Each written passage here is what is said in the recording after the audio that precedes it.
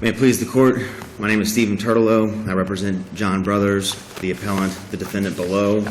If I may reserve 2 minutes for rebuttal. The two issues that are presented in this appeal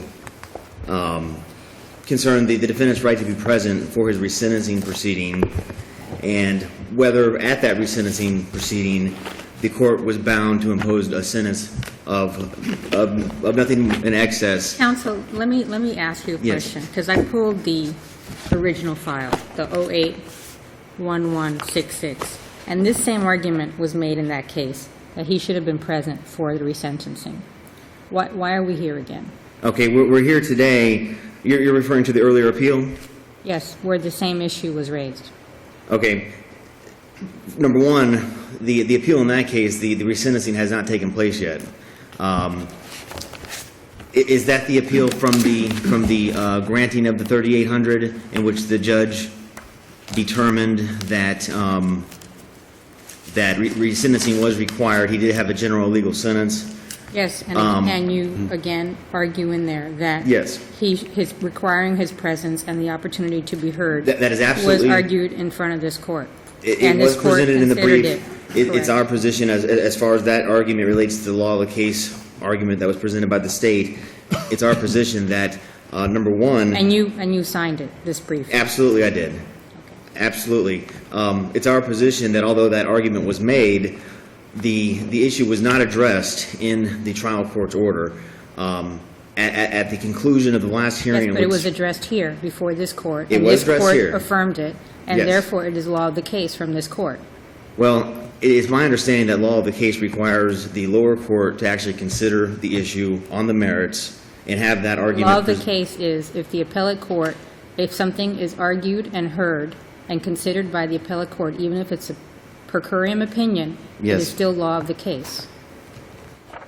I respectfully understand that that is the legal issue, but it is our position that because the judge in the lower court... Do you have a case that says otherwise, that a per curiam affirmance does not constitute law of the case? I'm not disagreeing with that position. The argument that I made in my reply brief was that because the judge in the lower court, her order did not even address the issue concerning the defendant's presence, whether the defendant was required to be present at his resentencing. The issue was raised at the conclusion of a hearing in a very brief manner, and the judge ultimately concluded that the order was consistent with the predecessor judge's earlier rulings, and that she was going to sign the order on that basis. But isn't I think what Judge Legault is saying, isn't your problem here that this has already been presented to this court and ruled upon, therefore it's excessive, and we really, unless you're asking us to rescind a prior opinion, we really can't address this or shouldn't address this. I addressed the issue of law of the case in the reply brief, and what I specifically mentioned was, number one, there's case law that's referenced in the reply brief that says that in a 3800 proceeding, that when the judge grants a 3800A, that all of the legal judicial work is not concluded. And so technically, the appeal, the last appeal in this matter, this court did not have jurisdiction. This court does not have jurisdiction until the resentencing actually takes place. And although, you know, that this issue only came up after the state brought up the law of the case argument, and once we looked into it... I mean, there is case law that says, a per curiam decision without an opinion becomes a law of the case as to all issues concluded in the appellate proceeding in which it was entered, in the same manner as a decision supported by an opinion. Yes. And this specific issue was briefed and considered by this court in a prior case that you argued. I agree with that position, Your Honor, yes. So we don't, revisit issues unless you're arguing some kind of manifest injustice or you're arguing something like that, and you're not. Judge, I did argue manifest injustice. It is in the briefs. We argued that this issue is a manifest injustice, and that the lower court, when this case was originally reversed and remanded back to the lower court, that the lower court had the ability to reconsider the issue because resentencing had not yet occurred. And because resentencing had not yet occurred, that court, too, had the authority to reconsider the arguments and under the manifest injustice theory, under the McBride case, that was extensively argued in the briefs before this court and the lower court as well.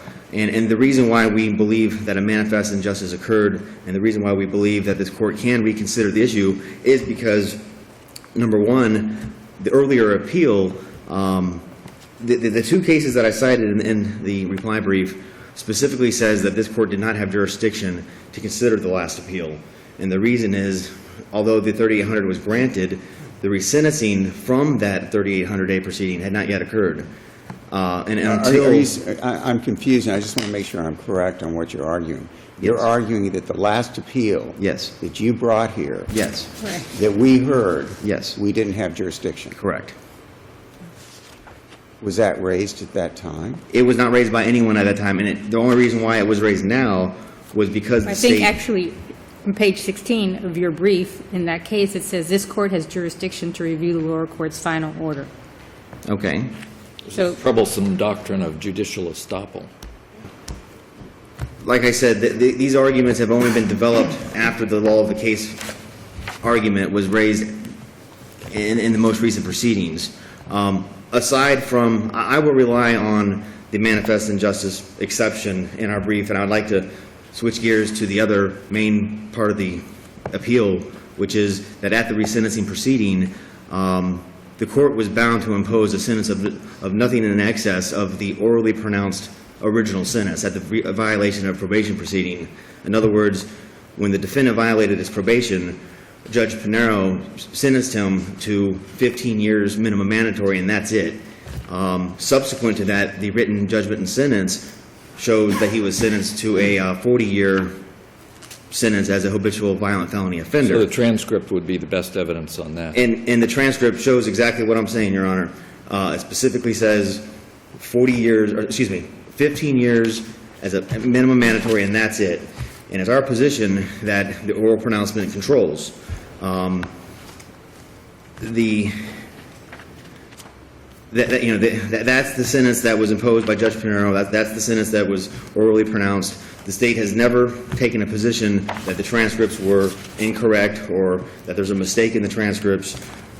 It's been our position that, once the general illegal sentence, which was the 40 years as a habitual felony offender, once that sentence was deemed to be illegal, and once the court determined that resentencing was required, that and the case went right before the court, whether the defendant has a right to be present or not, the court has to impose a new legal sentence. And the new legal sentence, our position is that the new sentence can't exceed the sentence that was originally orally pronounced. oh, but is it your position that the sentence in the plea agreement is illegal?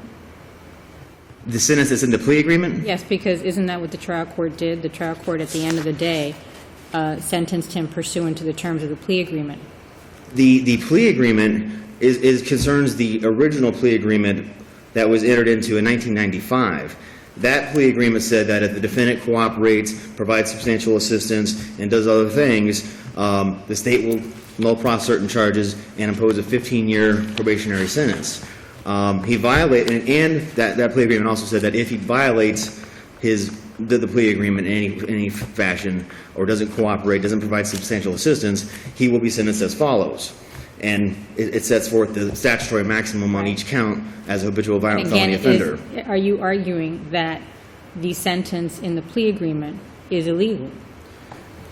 We're not arguing that the plea agreement in and of itself is illegal. We're arguing that once the defendant violated, once he violated his probation and it went back in front of Judge Pinero was not required by law to impose the sentence that was in that original plea agreement. He could certainly consider it. He could certainly... the plea agreement specific, which is a basic plea agreement, which is we're offering you this deal. This is a plea deal that we're doing. Yes. And if you in any way, shape, or form violate the plea agreement by either committing another crime or not cooperating, or Yes. whatever, you're going to get X time. Correct.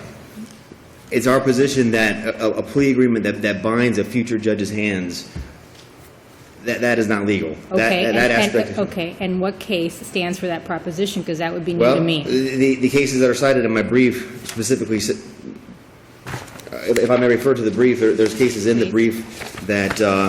What's your best case, please? Okay.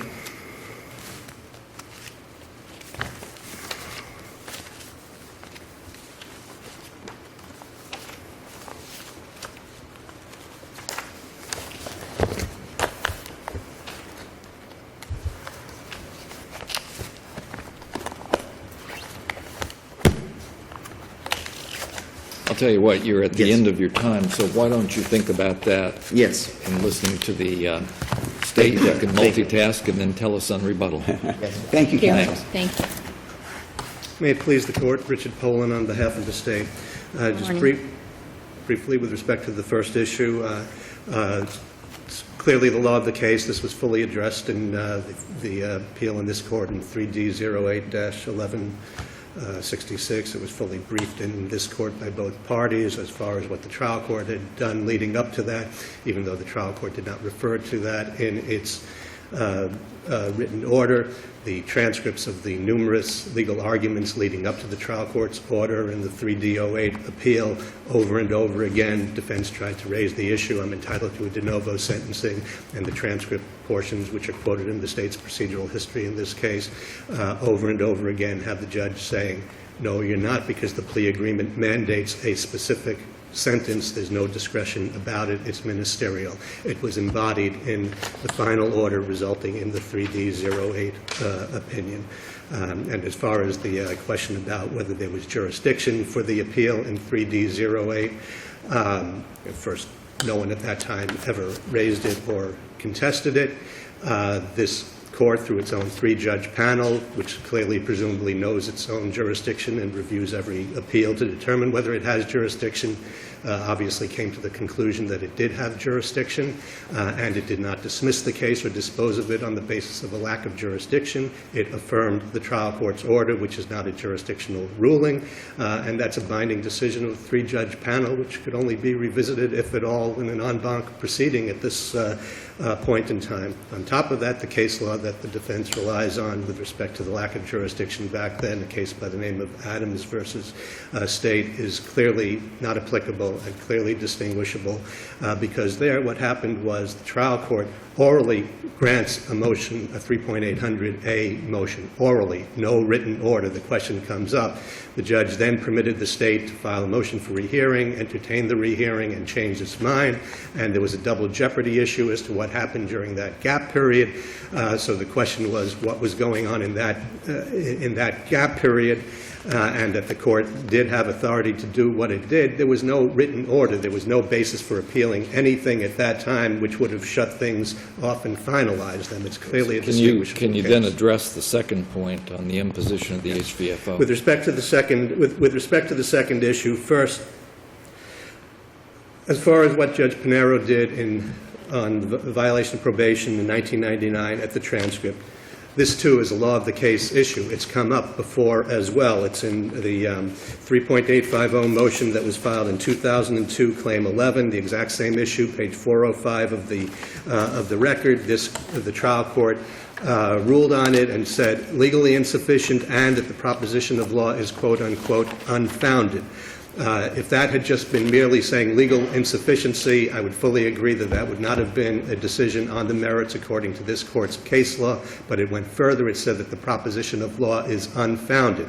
That's a decision on the merits. It went up on appeal to this court in 3D02-1856, where the defense argued on appeal as to all of the claims in that 3.850 motion that the trial court failed to attach documents to refute the claims.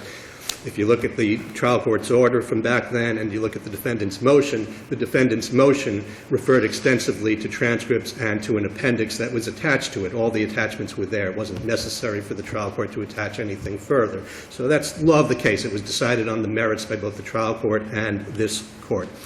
alternatively, as to the merits of it, when you look at what Judge Pinero did, even though Judge Pinero does not say that I am sentencing you as an habitual violent felony offender,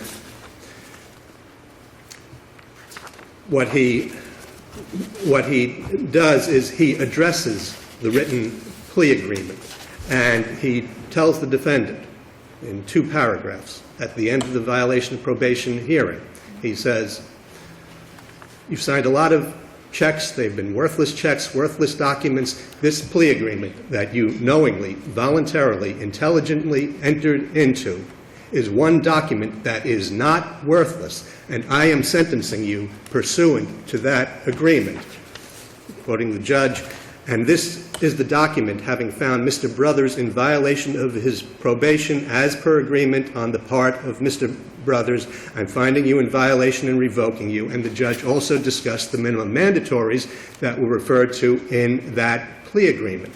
All of that embodies a clear intent of Judge Pinero at the time to sentence the defendant as an habitual violent felony offender, even though the judge did not expressly utilize that language. Now, the Akins case, which the appellant relies on so extensively, it says exactly what I have just said. In Akins, there was absolutely no reference whatsoever to the imposition of an habitual offender sentence on violation of probation, nothing to even suggest it. There was no written plea agreement that it existed that was being referred to, let alone one that mandated such a sentence. And the Florida Supreme Court, in saying that you could not impose the sentence under those circumstances without having referred to it orally, what it says in reading a few sentences out of the Akins opinion, in both Akins and Evans, the trial court completely neglected to orally pronounce the HFO sentence or expressly designate defendant as an HFO in any way. The parties did not agree to an HFO sentence during the hearing, and the trial court did not use any language indicating that an HFO sentence was being imposed. Similarly, in the instant case, the trial court's oral pronouncement, despite defense counsel's brief reference to Akins' habitualized state, does not definitively demonstrate any intent to designate Akins as an HFO, and the concluding paragraph of the majority opinion in Akins is that the absence of any clear intent of designating Akins as an HFO and the trial court's subsequent imposition of an HFO status to Akins' VOP judgment and sentence after Akins began serving his sentence violated double jeopardy, etc. So it's a question of the clear intent of the trial court at the time. It does not require magic words. You have to look at what the trial court did in full context of what it did. And under those circumstances, when you read what Judge Pinero did at the time, the only way that anyone could reasonably, plausibly construe that is that the judge was saying, you agreed to this sentence in your plea agreement. It's not a worthless document. I'm sentencing you pursuant to it. If I'm sentencing you pursuant to it, it had to be an HVFO sentence with minimum mandatories as mandated by that document. Otherwise, it becomes the worthless document that Judge Pinero was saying it was not. The defense on appeal in either the initial brief or the reply brief has never attempted to explain what in the world Judge Pinero could possibly have been referring to when he's referring to the plea agreement and saying that it's not a worthless document. And in, Mr. Pollard, in Terry v. State, the Supreme Court did address the hybrid sentence where you could give someone a habitual offender sentence after violation of probation. Yes. And also, I filed a notice of supplemental authority yesterday, and I think, there's also another interrelated issue here, which I think perhaps Your Honor's question might be getting at. It's, I don't think it's entirely clear from the appellant's initial brief, but it is referenced in the reply brief, that it's not only what happened in 1999, but what happened in in 1995 when the sentence pursuant to the original plea agreement of probation is imposed, and the judge does not say at that point in time that I am sentencing you as an habitual violent felony offender. And the supplemental authority that I filed yesterday, and it's in several state responses in the trial court proceedings along the way. It's in the trial court sentencing order that's under review now. It's in the trial court order that gave rise to the 3D08 appeal. I think Walker versus State, even more than Terry, is the one that's really most directly on point, because what Walker said is that when you have an original sentencing hearing where the HO or HFO sentence is not orally pronounced, but you have a written plea agreement that calls for such a sentence upon violation of probation, that's enough, and that written plea agreement prevails. So whether you look at it from the 1999 or the 1995 perspective, all of these arguments are covered, and the trial court properly rejected all of these variations of this And the claim. original sentencing judge was Schumacher, correct? The original judge, we've gone through a series of judges on But this. I think the original one, because I Yes, the think original judge was Judge Schumacher. we can take judicial notice because we still have that sentencing transcript. The record on appeal in this case, well, certainly anything that you have access to, you can take judicial notice of. You even have the discretion to recall something from the trial court file if it is not in the record here. I am pretty sure it is somewhere in the record in this file. It's a very extensive record that picks up all of the post-conviction litigation, and every motion along the way and response along the way in the trial court has an appendix within an appendix within an appendix, and there's so much duplication of all the post-conviction motions and attachments that most of these transcripts appear multiple times throughout the record. Unless there are any further questions, the state would therefore request that the trial court's current order and sentence as it currently stands be affirmed. Thank you. Thank you, Thank you. counsel. And rebuttal? Yes, Your Honor. 2 points very briefly. One is that Your Honor asked for me to find located cases that stood for the proposition that when there is a plea agreement concerning the original case and the defendant violates his probation, is the judge at the violation of probation hearing bound by that original plea agreement? And the cases that I cited in the initial brief was Arponte versus State, 810 Southern 2nd, 10-1008. And that case, as set forth in the brief, says that, however, the court is not bound by the terms of the original plea agreement when sentencing a defendant for a violation of probation. And that case was cited in reference to that proposition of law. And here's a partial quote: when the defendant violates probation, it opens a new chapter in which the court can mete out any punishment prescribed for the underlying crime.